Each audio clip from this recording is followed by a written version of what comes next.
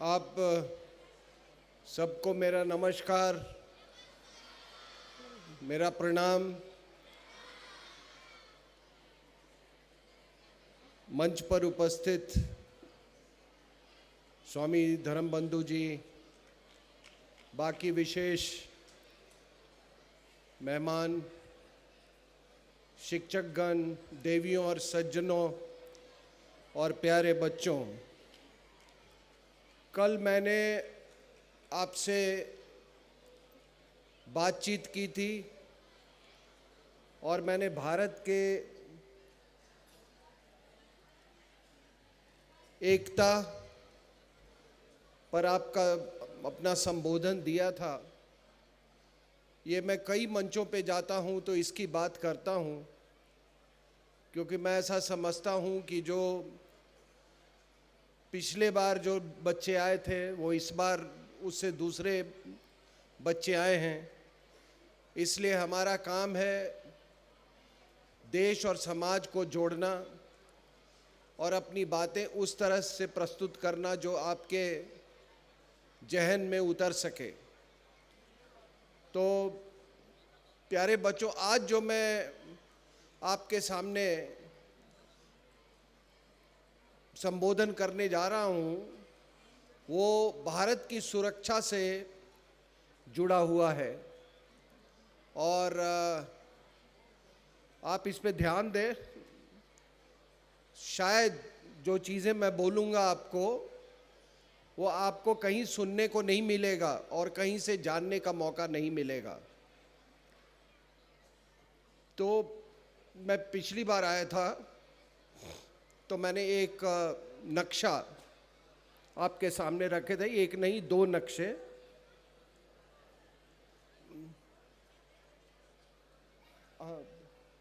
जी, ये दो नक्शे आप देख रहे हैं।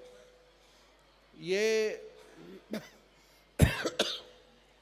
जो पहला नक्शा है भारत का वो कोई 2010 में मैंने बनाया था और ये फिर उसके 10 साल के बाद। और अब ये दोनों नक्शा तो वही रहता है, लेकिन जो बाहर और अंदर के जो हालात हैं, जो हमारे ऊपर जो खतरा है जिसको थ्रेट कहते हैं, वो थ्रेट वो बढ़ता गया है, बदलता गया है। तो ये अपने आप में ये जो बदलाव जो है वो बहुत कुछ दर्शाता है और बहुत इंटरेस्टिंग है। तो इसको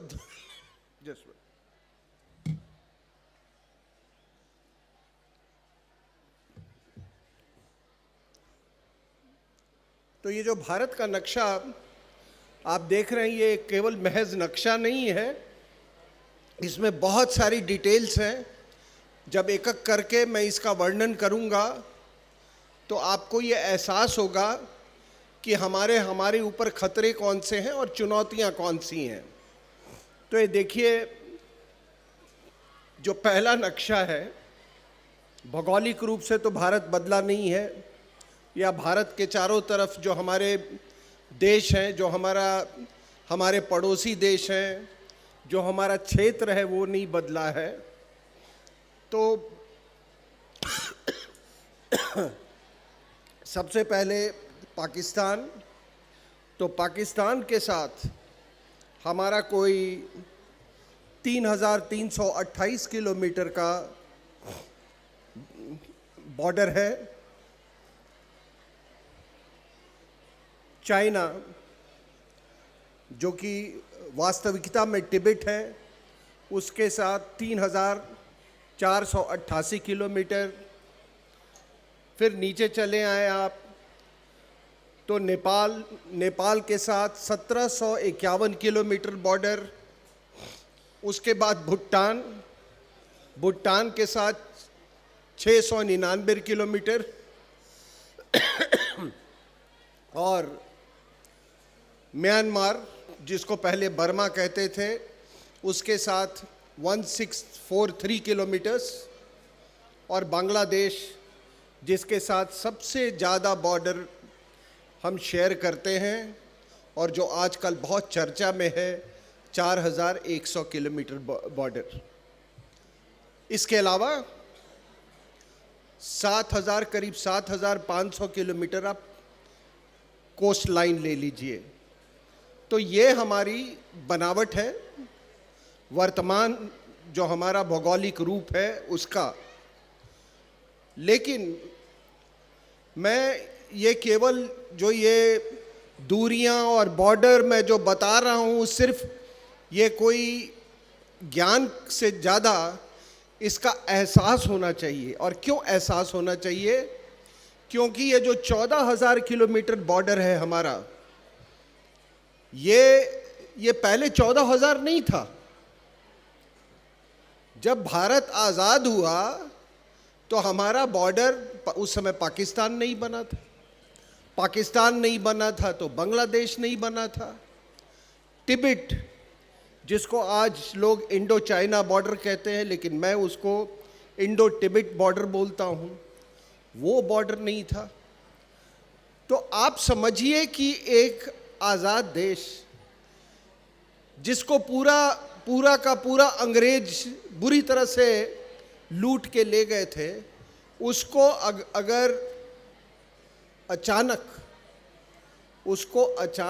अगर 10,000 किलोमीटर बॉर्डर उस पर थोप दिया जाए तो ये कितनी बड़ी चुनौती है। 1950 में चाइना ने अटैक किया, तिब्बत पर हमला किया और उसको अपने में शामिल कर लिया। हमारे जो उस समय गृह मंत्री थे सरदार पटेल, उन्होंने एक बड़ी चिट्ठी लिखी थी जवाहरलाल नेहरू को। वो चिट्ठी ज़रूर पढ़नी चाहिए और उसमें उन्होंने इस बात का जिक्र किया था कि आगे इसका क्या खतरा होगा जो हमने तिब्बत को चाइना के हाथ में जाने दिया। और मैं आपको ये भी बता दूं कि ये तमाम बातें आप सुनते हैं, तमाम आप आर्टिकल्स पढ़ते हैं, तमाम वो हकीकत की जैसे पिक्चरें देखते हैं। मेरा अपना ये मानना है कि हम चाहते, हमारे सोच में देश की सुरक्षा और देश की अखंडता का उतना ही जुनून होता जो आज आप लोगों में है, तो तिब्बत कभी चाइना का हिस्सा नहीं बन सकता था। उस समय भी हमारे पास विकल्प था। हमारी वायुसेना जो थी वो चीन की वायुसेना से कहीं ज़्यादा मजबूत थी, लेकिन हमारे लीडर्स को, खास करके पंडित नेहरू को, किसी ने ये डरा दिया कि आप अगर वायुसेना का इस्तेमाल करेंगे तो वो आपका कलकत्ता में आके वहाँ पर बमबारी करेंगे इत्यादि इत्यादि, और उन्होंने कोई कार्रवाई नहीं की, जिसका खामियाजा हम सब मिलकर भुगत रहे हैं। तो ये 14,000 किलोमीटर बॉर्डर की सुरक्षा के लिए ये आपका जो कैंप लगा है, और कैंप में जो लोग आपके संचालन में लगे हुए हैं, यहाँ आर्मी के भी लोग हैं, यहाँ पे सेंट्रल आर्म पुलिस फोर्स के भी लोग हैं, पैरामिलिट्री के भी हैं, आसाम राइफल्स का शायद कोई नहीं है यहाँ पे। लेकिन ये जो 14,000 किलोमीटर बॉर्डर, उसका जो सिक्योरिटी है, उसका जो बॉर्डर मैनेजमेंट है, वो एक बहुत बड़ी चुनौती है, जो कि सेना और ये जो सेंट्रल आर्म पुलिस फोर्सेस हैं उनके ऊपर में उसकी जिम्मेदारी बनती है। तो और एक बहुत अहम भूमिका निभा रहे हैं ये सब। आपको सुरक्षित रखा है, तभी आप चैन की सांस ले रहे हो। तभी जब आपका देश बाहर से सुरक्षित होगा, तभी देश का निर्माण होगा। और आप यहाँ पर सेना के अलावा आप देखेंगे कि यहाँ पर बीएसएफ के भी शायद नुमाइंदे हैं, जो कि बॉर्डर पे लगे, बॉर्डर सिक्योरिटी फोर्स, आईटीबीपी, ये बाहर, और असम राइफल्स, ये तीन जो हैं ये बॉर्डर पे तैनात होते हैं। और बाकी यहाँ पर सीआरपीएफ, और CISF, ये सब मिलकर बहुत बहुत बड़ा काम कर रहे हैं। और जब हम थ्री फ्रंट की बात करेंगे, जो कि अभी 4 फ्रंट में तब्दीली हो गया है, तो बाहर के जो फ्रंट हैं, पाकिस्तान, चाइना, जो एक्सटर्नल फ्रंट्स हैं, उसके अलावा जो अंदर के फ्रंट है, ये दोनों मिलकर इस देश को सुरक्षा प्रदान कर रहे हैं। मैं उनको नमन करता हूं और मैं चाहूँगा कि आप एक बार खड़े होकर उनके लिए जोरदार तालियां बजाएं।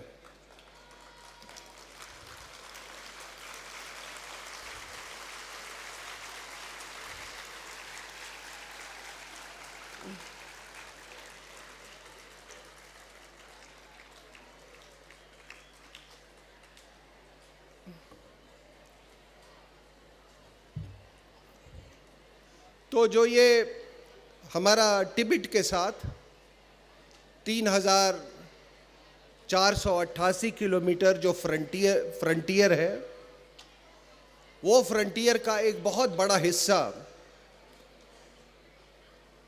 करीब 1100 किलोमीटर का इलाका, वो JNK में पहले था। तो आप लोग ये सोचते होंगे और पढ़ा भी होगा, आपको बताया गया होगा कि जो आर्टिकल 370 जो हटा, वो आर्टिकल 370 का हटना केवल एक राजनीतिक प्रक्रिया नहीं थी और राजनीतिक उद्देश्य नहीं था।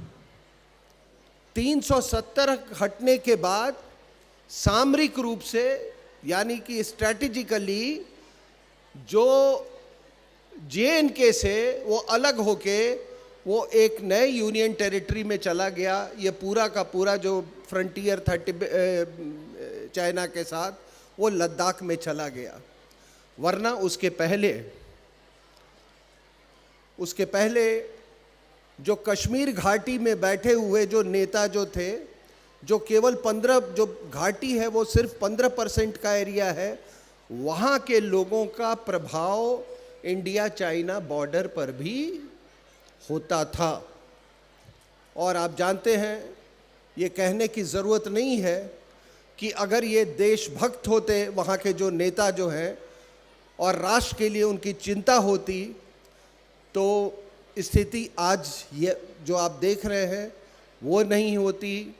वहाँ से डॉक्टर मॉड्यूल तैयार करके नहीं वहाँ दिल्ली में रेड फोर्ट में ब्लास्ट करते, बच्चों को पत्थरबाज नहीं बनाया जाता।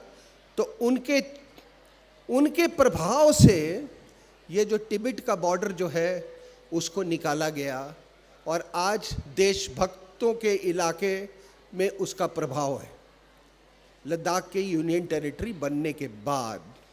तो इसलिए 370 केवल एक राजनीतिक मुद्दा नहीं था, वो हमारी देश की सुरक्षा, क्रिटिकल सुरक्षा के साथ वो जुड़ा हुआ था। दूसरी है कि आप अक्सर लोग 3 फ्रंट की बात करते हैं। मैं जो पहला नक्शा आपको बताया, तो आप देखेंगे कि एक एरो, लाल एरो, जिसको कहते थे तिरुपति टू पशुपति, ये माओवाद था। ये माओवादियों का इन पर वर्चस्व था, उनकी दहशत चलती थी। उधर से जो ग्रीन एरोज आप देख रहे हैं, वो जिहादी एरोज हैं। जिहाद के जो प्रॉक्सी वॉर जो पाकिस्तान के तरफ से और बांग्लादेश के तरफ था, उससे ये जुड़ा हुआ है। और इनका आपस में समागम, माओवाद और जिहादिज्म का समागम आप होते हुए देख रहे हैं। और आपको बता दूं कि दोनों, चाहे वो माओवाद हो चाहे जिहाद हो, यह एक तरह की विचारधारा है। ये किताब, एक कोई किताब पर आधारित ये विचारधारा है। दोनों खूनी विचारधारा है, दोनों प्रजातंत्र में विश्वास नहीं करते हैं, दोनों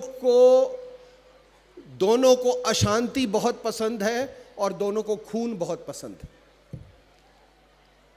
तो ये हालत थी। और नॉर्थ ईस्ट के तरफ आप डॉट डॉट जो देख रहे हैं वो पूरा इंसर्जेंसी का इलाका था।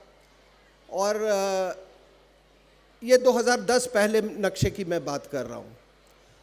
और आप जो एक देखेंगे कि एक इलाहाबाद से एक नीचे वर्टिकल, मतलब उस लाइन पे एक वर्टिकल लाइन आ रही है।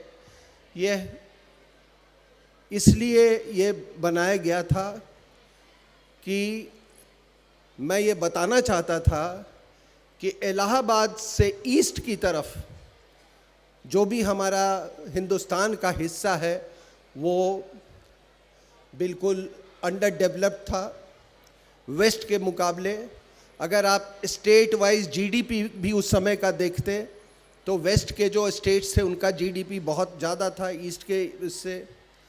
और ये कहना गलत नहीं होगा कि उस समय जो हालात थे, जो हमारा पश्चिमी हिस्सा है यानी कि इलाहाबाद से पश्चिम की तरफ, वो पूर्वी हिस्से का बोझ उठा रहा था। ये बाकी हालात वही है। कहते हैं कि न्यूक्लियर, देखिए हमारा स्ट्रैटेजिक इन्वायरमेंट क्या है, न्यूक्लियर पाकिस्तान, न्यूक्लियर चाइना, बीच में ये आपका ये रेड कॉरिडोर, प्रॉक्सी वॉर दोनों तरफ से, पाकिस्तान से और चाइना से। अब ये बदलाव क्या आया अगले 10 साल 11 साल में? बदलाव ये आया, ध्यान से सुने, दिस वेरी इंटरेस्टिंग।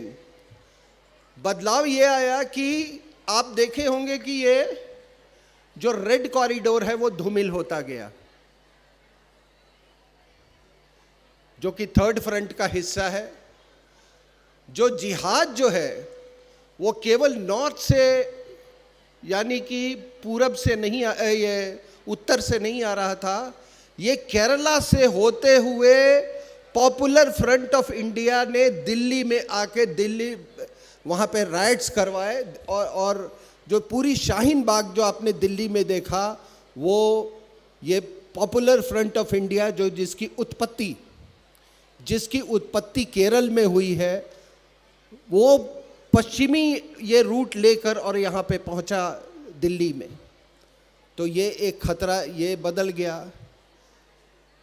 अच्छी खबर ये थी कि माओवाद का जो रेड कॉरिडोर है वो काफ़ी कमज़ोर पड़ता गया। नॉर्थ ईस्ट में जो इंसर्जेंसी थी, उग्रवाद जो था, उसमें भारी कमी आ गई। और मैं ये मानता हूँ कि अगर हमारी ये जो वर्तमान सरकार है उसकी या मोदी साहब की जो सबसे बड़ी उपलब्धि है वो है भारत का नॉर्थ ईस्ट। जिस तरह से उनको वहाँ पर डेवलपमेंट के अलावा जो उनको जिस तरह से हमारे उसमें मेन स्ट्रीम से उनको मिलाया गया, वो कुछ लोगों को रास नहीं आया और उन्होंने मणिपुर में आग लगा दी। क्यों लगाया, इस पर भी आगे चर्चा करेंगे। दूसरा सबसे बड़ा उपलब्धि हुआ इस 10 साल में कि जो मैं इलाहाबाद से ये वर्टिकल लाइन की जो बात कह रहा हूँ और ईस्ट की, ये जो ईस्ट के जो सारे स्टेट्स थे वो डेवलप करने लगे। और वो जो मैं कह रहा था कि पश्चिम के जो स्टेट्स हैं पूर्वी स्टेट्स का भार उठा रहे हैं, वो कहानी ख़त्म हो गई। हर एक स्टेट ईस्ट का जो था, ईस्ट में एक बहुत अनप्रेसिडेंटेड डेवलपमेंट हुआ। तो ये इसमें देखिए ये बदलाव आया, खास करके इंटरनल फ्रंट यानी थर्ड फ्रंट पे ये बदलाव आया। लेकिन अभी अगर हम आगे एक और नक्शा बनाएं तो आगे जो नक्शा हम बनाएंगे, ये जो थर्ड फ्रंट है, माओवाद अभी 126 जिलों से सिकुड़कर 3 जिलों में सिमट गया है। 3 जिलों में सिमट गया है। लेकिन एक और फ्रंट खड़ा हो गया है जिसको मैं फोर्थ फ्रंट मान रहा हूँ, और वो है आपका ये बांग्लादेश और बे ऑफ बंगाल का जो इलाका जो है। मैं क्यों कह रहा हूँ ये फ्रंट उभर के आ गया है, क्योंकि पहले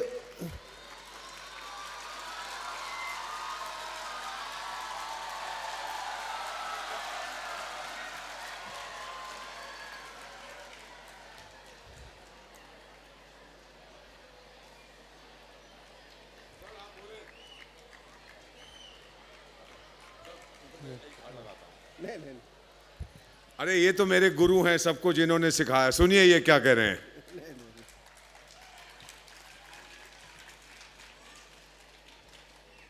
मैं कल वोरा साहब से टेलीविज़न पर तो हमारी अक्सर मुलाकात होती है, लेकिन पर्सनली कल पहली बार हुई थी। तो मैंने इनको कहा कि ये ना केवल एक इंडियन फॉरेन सर्विस के ऑफिसर रहे हैं, ये दूरदर्शन में अंग्रेजी में ये न्यूज़ भी पढ़ते थे।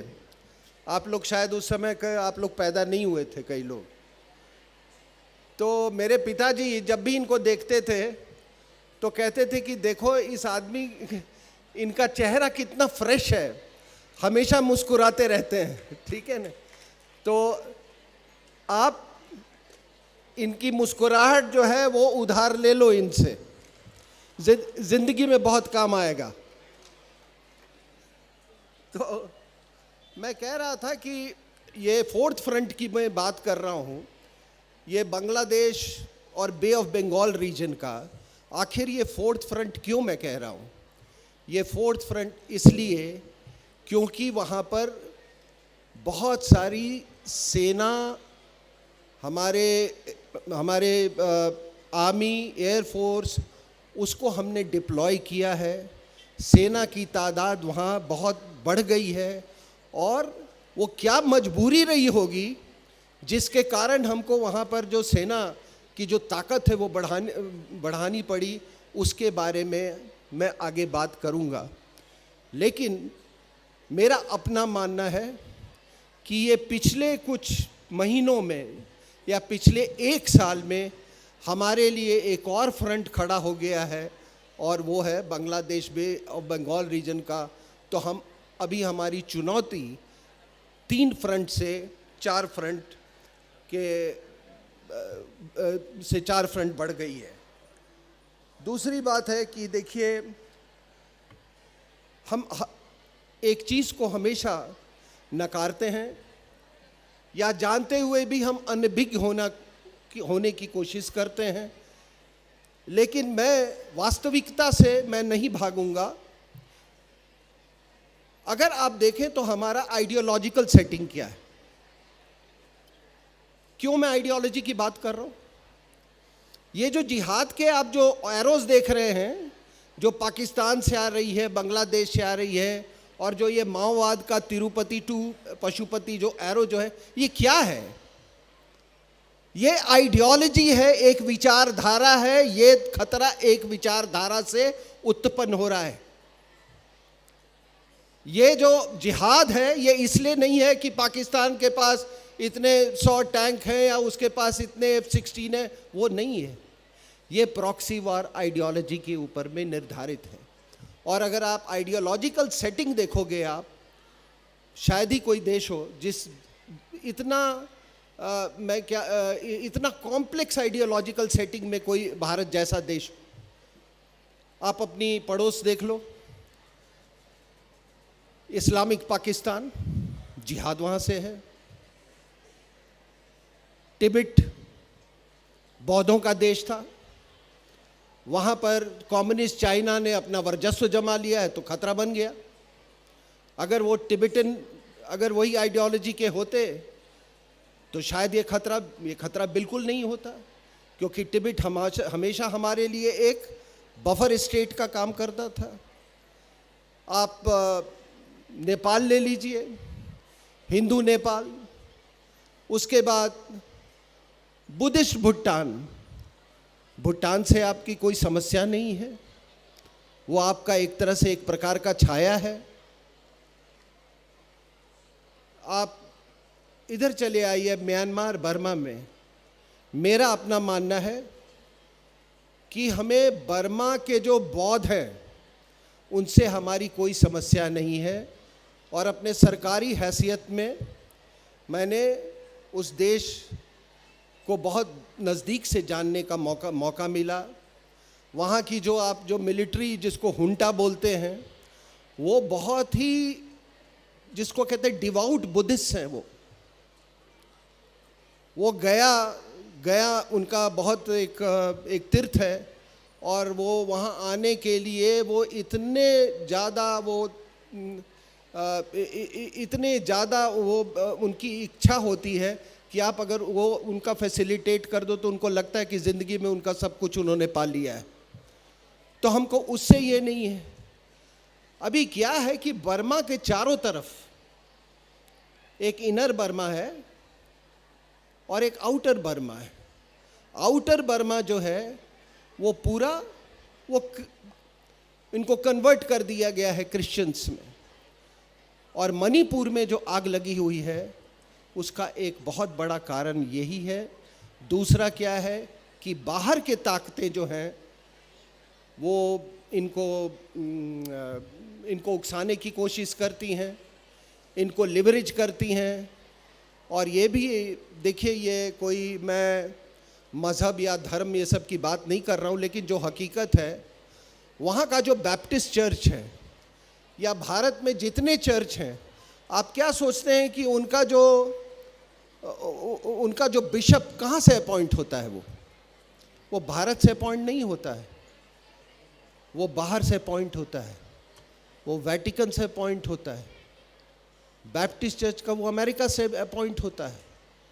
इसलिए जब ये एक तरह का आपके स्वामित्व पे, सॉवरेनिटी पर एक बहुत बड़ा प्रहार है।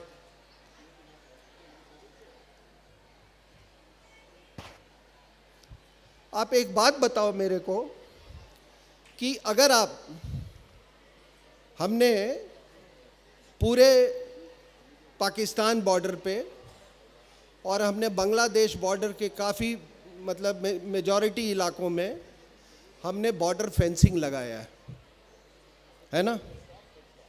कितना पैसा खर्चा हुआ होगा उसको मेंटेन करने में, उसका विजिलेंस रखने के लिए, उसके विजिल के लिए, उसके सिक्योरिटी के लिए कितना पैसा खर्चा हो रहा है।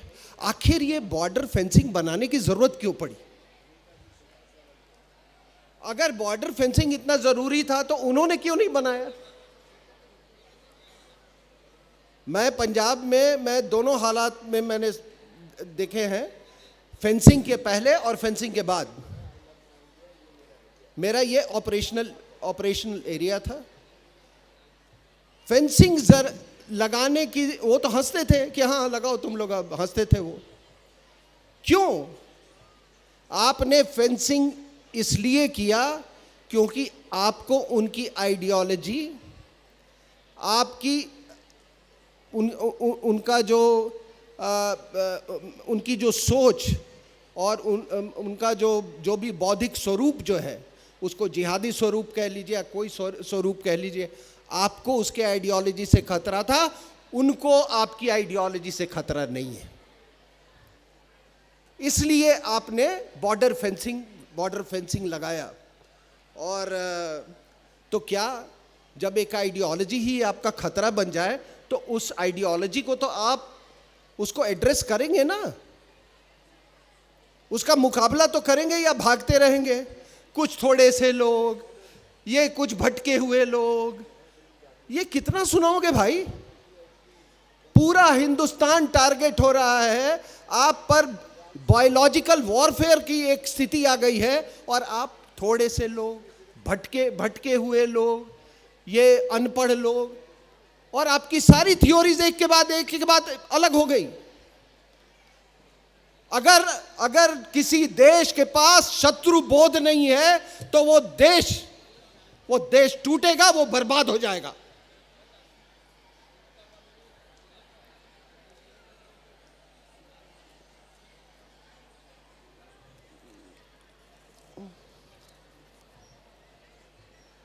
मैं कहा कि अगर मुझे तीसरा नक्शा बनाना होता तो सबसे बड़ी अच्छी खबर है कि जो ये रेड लाइन जो मैंने पहला मैप में काफ़ी प्रोनाउंस्ड है रेड, उसके बाद धूमिल होता है, अब ये बिल्कुल ख़त्म होने की कगार पे है।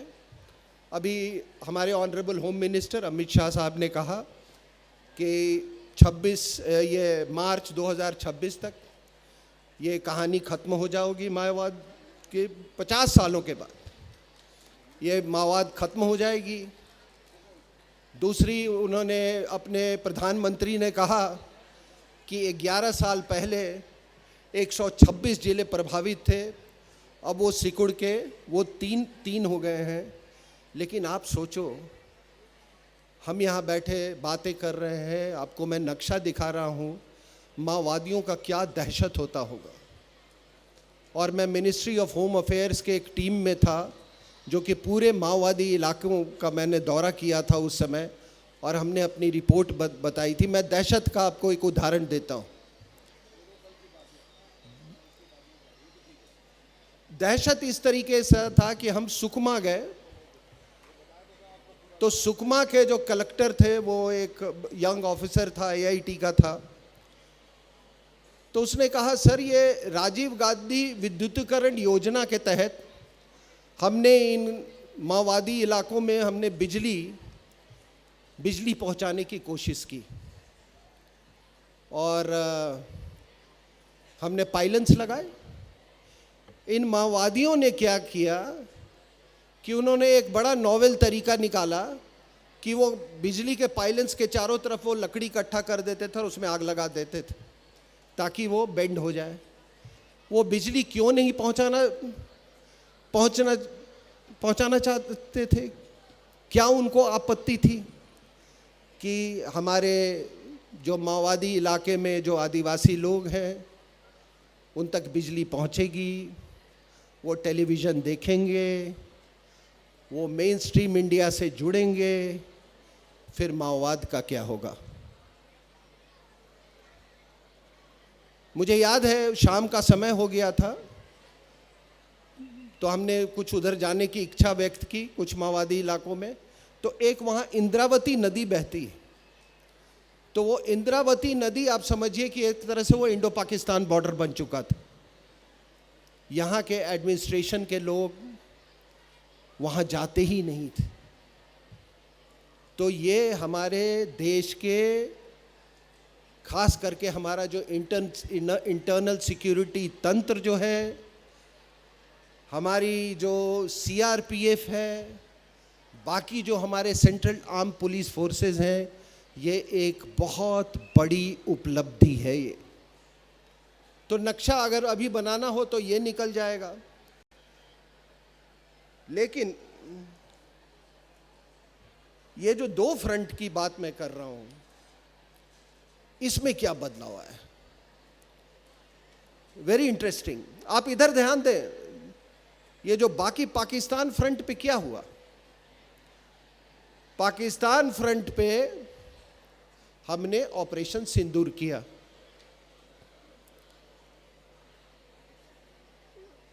देवियों और सज्जनों और छात्र और छात्राओं, ऑपरेशन सिंदूर में 30 मिनट के अंदर हमने पाकिस्तान का ऐसा भूत बनाया, इतना डिस्ट्रक्शन उनका हुआ, जो कि मैं बड़े जिम्मेदारी के साथ कह सकता हूं कि बर्बादी के नज़रिए से आप तीनों अगर युद्ध ले लें, उससे कहीं ज़्यादा हमने 30 मिनट में हमने पाकिस्तान का बढ़ाया। अब हुआ क्या कि कौन सी लड़ाई थी जो हमने लड़ी? ये बदली हुई युद्ध पद्धति, उसको हमने अपनाया और उसको फाइन ट्यून किया। हमने Russia Ukraine war, Armenia Azerbaijan war, ये सब को बड़े गहराई से हमारे लोगों ने पढ़ा, उसको समझा और उसको अडेप्ट किया। और देखिए, मैंने अपने देश के सेना में मैंने अपनी सेवाएं दी हैं। मुझे भी नहीं मालूम था, इस बात का एहसास था कि हमने इस तरह से इतना जल्दी ये जो नई पद्धति जो है, जो कि UAV, unmanned aerial vehicles, drones, precision guided weapons, artificial intelligence, इसको हमने अपने युद्ध पद्धति में शामिल किया। और सबसे बड़ी बात है कि आप जो अभी तक युद्ध का जो हमारा जो नज़रिया है या जो परिभाषा है, उसने उसको पूरा उल्टा करके रख दिया। हमने एक भी अपना जो बहादुर जवान को या अफसर को इस पूरे युद्ध में नहीं खोया। और पाकिस्तान का क्या हाल है? दो चीज़ें, ये बहुत कम लोगों को शायद बहुत लोग मेरी बात नहीं मानते हैं कि सबसे बड़ी हमारी उपलब्धि क्या थी इसमें, कि पाकिस्तान का ये कहता था कि भाई होगा, तुम्हारे मेरे पास एक्स टैंक है, तुम्हारे पास 2x टैंक हैं, मेरे पास इतने आर्टिलरी हैं, तुम्हारे पास 4x आर्टिलरी होगी, लेकिन हमारे पास परमाणु हथियार है। अगर तुमने 4x आर्टिलरी और 2x टैंक अगर हम पर वो की, अगर हमला बोला तो हम न्यूक्लियर वो कर देंगे। अब आप बैठ गए कि अरे ये तो पागल है, जिहादी है, क्या कर देगा। तो वो उसी की आड़ में वो प्रॉक्सी वॉर वो चलाता रहा। तो हमने सबसे पहले ये ब्लफ जो था सर्जिकल स्ट्राइक से शुरू किया, उसके बाद थोड़ा और गहरा गए, बालाकोट को ठोका, कोई न्यूक्लियर धमकी नहीं। उसके बाद हमने तो ऑपरेशन सिंदूरी कर डाला। तो जब ऑपरेशन हमने सिंदूर कर डाला तो आप लोगों ने देखा होगा कि बहुत सारी खबरें आ रही थी कि हमने नूर खां एयरबेस, उसके बगल में उधर जकोबाबाद एयरबेस में उनके हमने न्यूक्लियर ठिकानों पे भी हमला किया है। ये बात बिल्कुल सही है। और मैं आपको ये बता दूं, बहुत से लोग मेरे से असहमत होंगे, पाकिस्तान के पास कभी न्यूक्लियर हथियार था ही नहीं, ना उसको वो दिमाग है वो बनाने का। ये जो AQ खान बोलते हैं ना, AQ खान कोई न्यूक्लियर साइंटिस्ट नहीं था, वो एक मेटलर्जिस्ट था। वो क्या है, उसकी स्पेशलाइजेशन थी, जैसे आप मक्खन निकालते हो ना दूध से, उसी तरह से वो सेंट्रीफ्यूज को घुमा के जो यूरेनियम का एनरिचमेंट करते हैं उसके बारे में वो जानता था। उससे ज़्यादा उसको कुछ नहीं मालूम था। ये एक बोगी अमेरिका के द्वारा तैयार की गई थी, क्योंकि जब सोवियत यूनियन का जब इन्वेजन हुआ था अफ़गानिस्तान में, तो उन्होंने ढेर सारा टैक्टिकल न्यूक्लियर वेपन्स जो था वो पाकिस्तान में ला के रख दिया था। उसका देखभाल हो रहा था, वो ले जाना बहुत मतलब असंभव था वो, तो वो सारा का सारा ठुक गया, ठीक है ना। लेकिन अमेरिकन्स ने ये बोगी बनाए रखा, क्या कि ये आपको समझ में आनी चाहिए कि आप जो मर्जी कर लो, पाकिस्तान जो है वो ब्रिटेन और अमेरिका का बच्चा है। पाकिस्तान को इसीलिए बनाया गया था ताकि एक वॉल की तरह वो काम करे सोवियत यूनियन के खिलाफ। और वो रिश्ता आप जो, मैं इसीलिए मैं कहता हूँ FATF में मैं ये लिख के दे दूंगा, कंप्लेन कर दूंगा, वो सब ठीक है। उससे वो कंप्लेन से अच्छा है 2 ब्रह्मोस मारो, सारी बात उसको समझ में आ जाती है, ठीक है ना। तो ये सबसे बड़ी उपलब्धि ये थी कि हमने ये किया। अब आप बताओ उससे ज़्यादा क्या ये हुआ? वही नहीं मारे, हमने जो उसका जिहादी प्रॉक्सी वॉर का जो इंस्ट्रूमेंट था, जो एपरेटस था, मौलाना मसूद अजहर के भी ठिकाने को मारा, लश्कर तोयबा को भी ठिकाने को मारा, उसके स्ट्रेटजिक एयरफील्ड्स को भी हमने ठोका, हमने अपने नेवी से कोई इस्तेमाल नहीं किया क्योंकि वो ऐसे ही उसकी ज़रूरत ही नहीं पड़ी हमको। ये सब हमने एक साथ किया और उसके बाद से आप देखोगे कि उनका जो हौसला है, हौसला पे क्या फ़र्क पड़ा, जिसको उनके मोराल पे क्या फ़र्क पड़ा। तो मैं आपको 3 बयान उनके बताता हूँ। ये 3 बयान अभी जरदारी साहब ने क्या बोला, आसिफ जरदारी ने बोला कि मेरे मिलिट्री सेक्रेटरी ने मुझे बोला कि बंकर में छुप जाते हैं। इसका मतलब ऊपर से सब कुछ बरस रहा होगा ना, तभी छुपने की बात हुई ना। इसका मतलब कि जब राष्ट्रपति तक खतरा पहुंच गया तो बहुत कुछ ठुक चुका था, बहुत कुछ बरस चुका था। और वो मिलिट्री सेक्रेटरी एक फौजी आदमी होता है, उसने कहा चलो बंकर में छुप जाते हैं, ठीक है। उसके बाद ये इशाक डर जो उनका होम मिनिस्टर है और फॉरेन मिनिस्टर भी है, वो क्या बोलता है, वो कहता हाँ नूर खान बेस तो ठुक गया। अरे तो तुम ठुका तो तुम कोई जवाबी कार्रवाई करोगे ना, लेकिन एक ही मिसाइल गिरा वहां पे। और बाकी मुझे फ़ोन किया कि अमेरिका और सऊदी अरेबिया से हमको मैसेज आया कि भारत सीज़ फायर के लिए तैयार है। तो हमने कहा कि अच्छा वो तैयार है तो हम तो ऐसे भी नहीं लड़ना चाहते हैं। अरे भाई तुम्हारा इतना नुकसान हुआ है, तुम कुछ तो बदला लोगे ना, तुम तो अपने आप को जिहादी बोलते हो। तीसरा, ये जो फील्ड मार्शल बना घूम रहा है आजकल आसिम मुनीर, वो क्या कहता है, वो कहता है कि मैंने देखा है मुश्किल समय में मैंने अल्लाह के ग्रेस को, उसके इंटरवेंशन को खुद महसूस किया है। ऑपरेशन सिंदूर में मैंने देखा कि किस तरह अल्लाह ने इंटरवीन किया। अल्लाह के इंटरवेंशन की बात तब न करो कोई करेगा जबकि अब उसको जमीन पे कोई बचाने वाला नहीं। तो आप इन तीनों चीज़ों से ये अंदाज़ा लगा सकते हो कि कितना नुकसान हुआ होगा इनका। दूसरी बात, ये आखिर हम क्यों सक्सेसफुल हुए ऑपरेशन सिंदूर में। तो देखिए क्या होता है कि हमारी ज़िंदगी में, कल भी मैं ये बात कह रहा था कि हमारे जीवन में कुछ ऐसी चीज़ें होती हैं जो उस समय आपको बड़ी घातक लगे, जिससे आपको बहुत आपकी चिंता बढ़े, आपको दुख हो, लेकिन उसके पीछे भी कोई एक कारण छुपा होता है।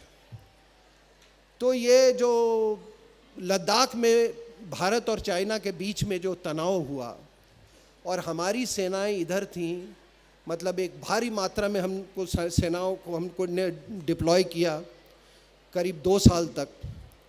उसका एक सबसे बड़ा पॉजिटिव कंट्रीब्यूशन था कि जो ऑपरेशन सिंदूर की जितनी आप डिटेल्स देख रहे हो और जिस तरह का नेट वॉरफेयर का, मॉडर्न वॉरफेयर की जो बुनियाद हमने वहीं पर फाइन ट्यून की थी, तो वो हमारे लिए एक ब्लेसिंग इन डिस्गाइज था। सबसे पहले हमने वहाँ हमारे इंडिजिनस सिस्टम जैसे आकाश मिसाइल्स और भी कई इंडिजिनस हमारे रडार्स हमने वहीं पे टेस्ट किया। हमने अपने ड्रोन्स वहाँ पे टेस्ट किए, हमने अपना यूएवीज वहाँ पे टेस्ट किया। तो जब हम सिंदूर में हमने इनको इस्तेमाल किया तो सबसे बड़े गर्व की बात है कि ये सब 70% से ज़्यादा जो हमने असला इस्तेमाल किया वो भारत में ही निर्मित था, इंडिजिनस। और मैं आप लोग को एक बात बता दूं, मैंने कभी नहीं सोचा था कि भारत एक वेपन एक्सपोर्टिंग कंट्री बन जाएगा। लोग मजाक उड़ाते थे, हमारे DRDO की मजाक उड़ाते थे, हमारे HAL की मजाक उड़ाते थे। और मैं ये मानता था कि जब हम इतने बड़े स्पेस पावर हैं और मिसाइल पावर हैं और न्यूक्लियर पावर हैं, तो ये कन्वेंशनल हथियार कौन सी बहुत बड़ी चीज़ है। लेकिन हमने देखा कि जहाँ भी हम मिशन मोड में गए, मिशन मोड का मतलब कि हम सीक्रेट रखा, हमने गुप्त रखा अपने प्रोग्राम्स को, वहाँ पे हम सक्सेसफुल हो गए, जैसे स्पेस, न्यूक्लियर। तो मोदी साहब ने गियर बदला और आज ये हालात है कि हम 23,000 crore, if I remember the figures correctly, 23,000 crore का असला हम एक्सपोर्ट कर रहे हैं। आपके ब्रह्मोस, आपके आकाश, सिंदूर के बाद हम उनके डिमांड, जो बाहर के देशों का डिमांड है, हम उसको नहीं मीट कर पा रहे हैं। तो ये बताइए कि ये मेरा कहने का मतलब क्या है। मानसिकता बदलने की जरूरत है। एक जो मैंने आपके बताए, अरे बाबा 3,300 किलोमीटर बॉर्डर पाकिस्तान से, 4,100 किलोमीटर, इतने लंबे लंबे बॉर्डर, 3,488, ये एक मानसिकता है। आप उसको भार के रूप में ले रहे हो। You are treating it like a burden. आप उसको अपॉर्चुनिटी लीजिए ना। अरे इतनी लंबी बॉर्डर है, 3,000 किलोमीटर, कहीं से घुस के मार देंगे तुमको। ये ऑफेंसिव माइंडसेट है और ये मैसेज गया है इस बार। दूसरी ये बात क्या है कि हम ये सिंदूर में हम सक्सेसफुल क्यों हुए। सिंदूर में मैं जो आपको कह रहा था ना, ये हमारी टेक्निकल मैन पावर बेस, ये टेक्निकल मैन पावर बेस इतना विकसित क्यों है भारत में। क्योंकि मैंने जो कल कहा था कि हमारे यहाँ टेक्नोलॉजी जो है वो सनातन से जुड़ी हुई है। हमारे यहाँ विज्ञान जो है वो सनातन से जुड़ा हुआ है। ऐसा क्यों है कि साउथ इंडिया के लोग आप देखेंगे इसरो में सबसे ज़्यादा हैं, DRDO में क्यों ज़्यादा है? क्योंकि वो बचपन से वो सनातन से, उनका माने ना माने, उनका लगाव ज़्यादा होता है। वो मंत्र पढ़ते हैं, उनके उसमें एक क्लैरिटी होती है। ये तो हमारा एक बहुत बड़ा टेक्नोलॉजिकल मैन पावर बेस है। और जब मैं टेक्नोलॉजिकल मैन पावर बेस की बात करता हूँ, तो अभी बोला गया कि भाई, कहा गया कि ये जो कश्मीर से जो ये डॉक्टर मॉड्यूल आए, ये सब पढ़े लिखे थे। अब मैं ये सुन के मैं थक गया हूं। अरे अल जवाहरी भी पढ़ा लिखा था, ठीक है ना, अल-कायदा का। ये महातीर मोहम्मद जो है वो भी डॉक्टर है। ये जाकिर नायक है, उसने भी MBBS की शिक्षा ली है। और ये बताइए कि जो ये डॉक्टर मॉड्यूल वो बिल्कुल मेडिकल कॉलेज में जाके ही तो रेडिकलाइज नहीं हुआ, नहीं। उसको पहले उसकी माँ ने उसको पत्थर चलाना सिखाया और फिर डॉक्टरी पढ़ के उसने वही काम किया। तो टेक्नोलॉजी, एक साइंटिस्ट, एक टेक्नोलॉजिस्ट और एक साइंटिस्ट में बहुत फर्क होता है। एक पाकिस्तान के एक बहुत बड़े वैज्ञानिक है, परवेज हुडबॉय। उनका कहना है कि इस्लाम और साइंस के बीच में जो नाता था वो 11वीं शताब्दी में ही खत्म हो गया था। और मेरा अपना मानना है कि एक एजुकेटेड, एक शिक्षित आदमी और एक क्वालिफाइड आदमी में क्या फ़र्क होता है। आप में से कई इंजीनियर बनेंगे, डॉक्टर बनेंगे, कोई अलग अलग प्रोफेशन में जाएंगे, मेरी तरह कोई फौज में जाएगा। ये अपने प्रोफेशन के बारे में जानना वो एक अलग बात है, लेकिन उस प्रोफेशन में रह के आपने और कितनी किताबें पढ़ी हैं वो तय करता है कि आप कितने शिक्षित हैं और अशिक्षित होंगे। मेरी बात आप समझ रहे हैं? तो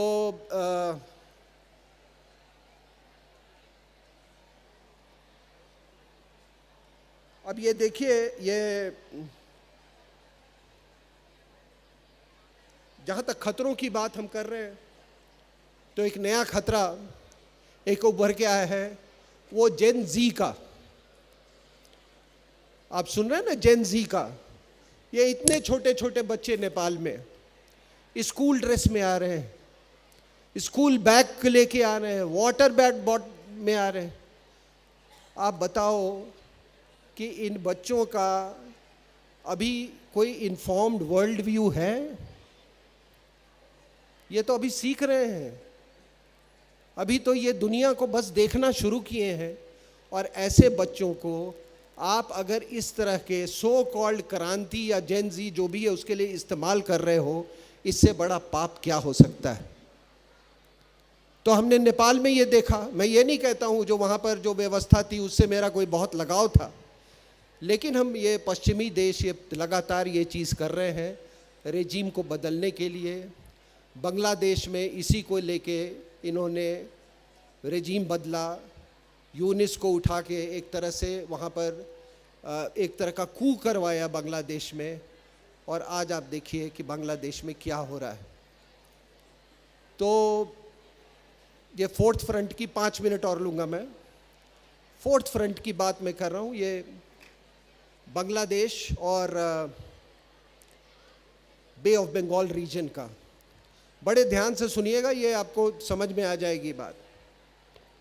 देखिए क्या था कि मैंने आपको बोला कि जाते जाते अंग्रेज़ों ने पाकिस्तान बनाया।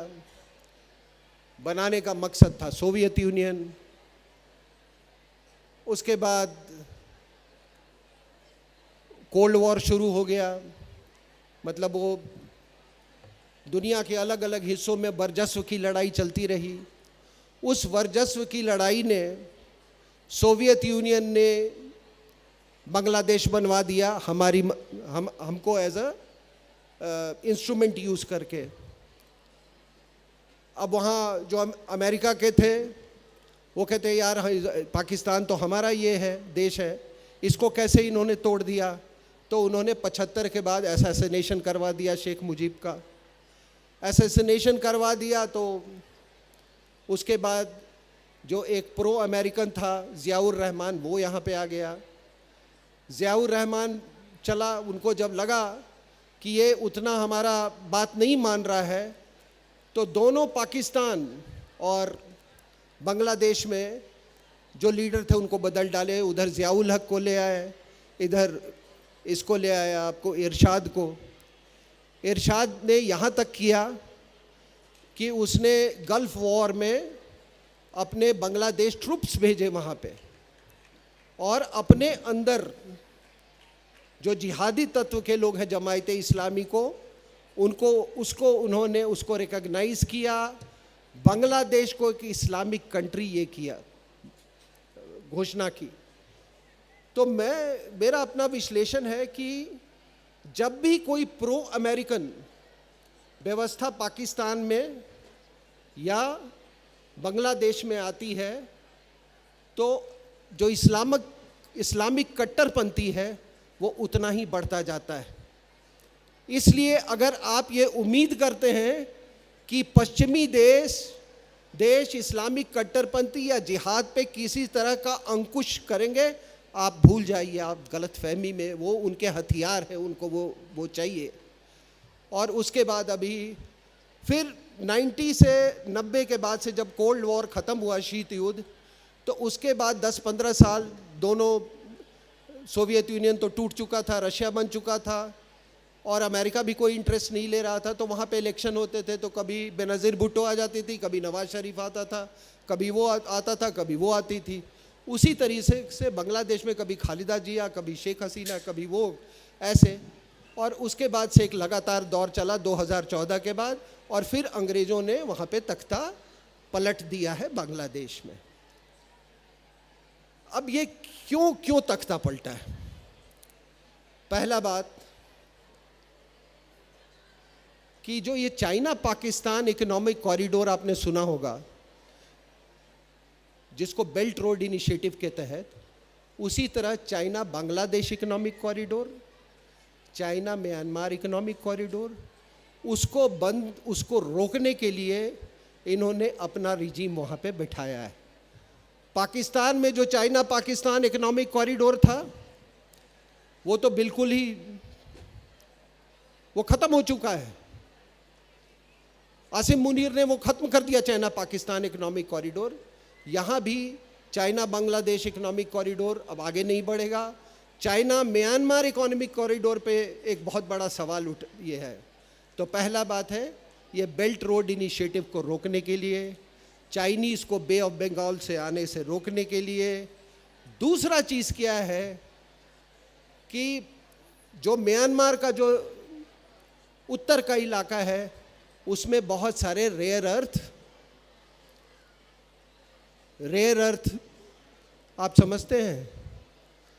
कोई बच्चा जानता है रेयर अर्थ क्या होता है? ये एक ग्रुप ऑफ 17 एलिमेंट्स हैं, और जो यहाँ केमिस्ट्री के टीचर हैं, मैं आपको बता दूं कि ये पीरियोडिक टेबल पे 57 और 71 के बीच में है। ये पूरी दुनिया आज रेयर अर्थ के पे ऊपर ही चल रही है। टर्बियम, प्रेसोडियम, नियोडियम, ऐसे कर करके 17 एलिमेंट्स हैं। ये जो आप पवन चक्की देखते हैं ना यहाँ पे बाहर में, आप सोचो कि एक उतनी बड़ी पंखी को जो घुमा रहा है, उसके लिए सिर्फ इतना सा वो चाहिए, वो रेयर अर्थ का नियोडियम है, प्रेसोडियम है। तो ये बड़ी मुश्किल से धरती में पाए जाते हैं, क्योंकि ये बहुत मात्रा में है, लेकिन इनको अकेले नहीं होते हैं, ये इनको एक्सट्रैक्ट करना पड़ता है।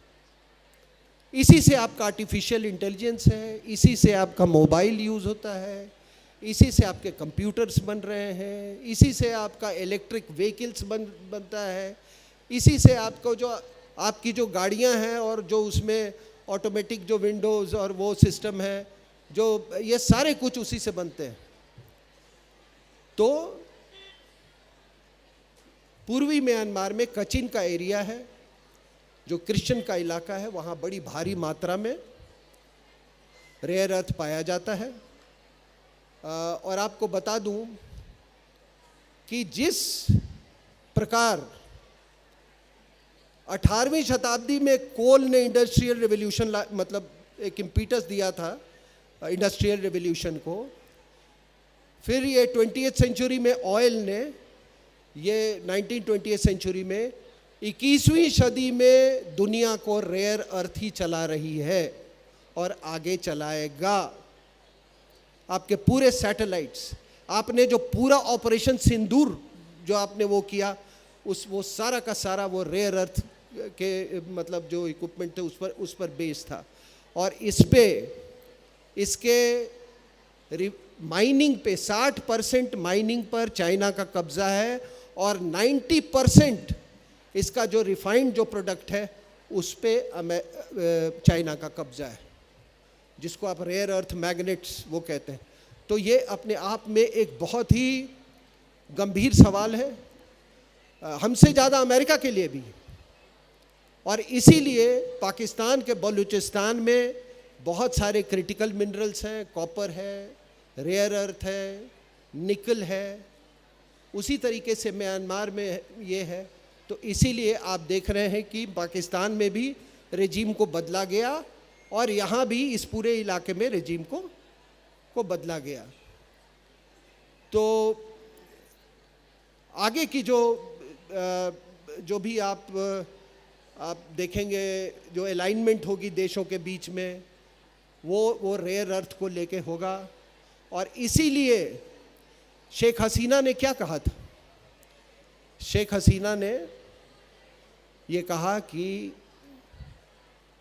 अमेरिकन्स का प्लान है नॉर्थ ईस्ट में एक क्रिश्चियन कंट्री बनाने का, भारत के नॉर्थ ईस्ट से, म्यांमार के इलाके से और बांग्लादेश के इलाके से काट कर उसको फिर सम्मिलित करके एक क्रिश्चियन कंट्री बनाने के लिए वो कहा था, और दूसरा उन्होंने कहा कि हमसे सेंट मार्टिन आइलैंड मांग रहे थे। तो कोई एक प्रधानमंत्री जो 20 साल प्रधानमंत्री रहा हो, उससे ज़्यादा उसने पूरी बांग्लादेश के ट्राजेक्ट्री को देखा है, उसकी बात तो आपको माननी होगी। तो इसके कारण क्या हुआ है कि वो इलाका जो है वो बहुत मैं क्या कहूँ, जो पूरा जो सेंटर ऑफ ग्रेविटी जो है, या जिसको फोकस कहते हैं, स्ट्रैटेजिक फोकस, वो अफगानिस्तान पाकिस्तान रीजन से हट के इस वाले रीजन में आ गया है। ये बांग्लादेश के रीजन में हमने कई तरह की कार्रवाई की है, हमने अपनी सेनाएं बढ़ाई हैं, हमने रेलवे का लिंक अभी मिज़ोरम तक ले गए हैं, और बहुत सारी चीज़ें हो रही हैं जो कि इस मंच से नहीं बताया जा सकता है, लेकिन मैं इसको फोर्थ फ्रंट मानता हूँ। और मैं इतना ही कह सकता हूँ ये बच्चों को कि आप ये जो 4.3 ट्रिलियन डॉलर की जो इकोनॉमी देख रहे हैं, अगर आपकी ये सुरक्षा व्यवस्था अगर ठीक नहीं होती, अगर आंतरिक सुरक्षा ठीक नहीं होता, बाहर की सुरक्षा ठीक नहीं होती, तो आपका ये कभी 4.3 ट्रिलियन डॉलर इकोनॉमी संभव नहीं था। दूसरी बात, आप माने या ना माने, मैं एक तरह का एक रेनेसां देख रहा हूँ, एक रेनेसां, अब सनातन का रेनेसां कहिए या जो भी रेनेसां कहिए, उस रेनेसां की ये देन है कि आज हमारा आत्मविश्वास जहाँ होना चाहिए उस दिशा में है, और हमारे सोच में परिवर्तन आया है। जब आपको अपने ऊपर गर्व होना शुरू हो जाएगा तो सफलता आपके कदमे चुनेगी, और इनका जो बच्चों का भविष्य है वो कहीं ज़्यादा उज्जवल है जो कि हमने देखा था। और इसे यही कह के बहुत बहुत धन्यवाद।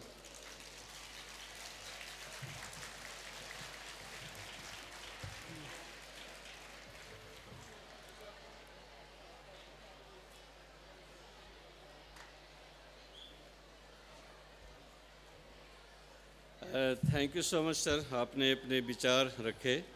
अब मैं ऑनरेबल एम्बेसडर दीपक बोहरा साहब से रिक्वेस्ट करूंगा कि वो आएंगे और अपने विचार आपके साथ शेयर करेंगे।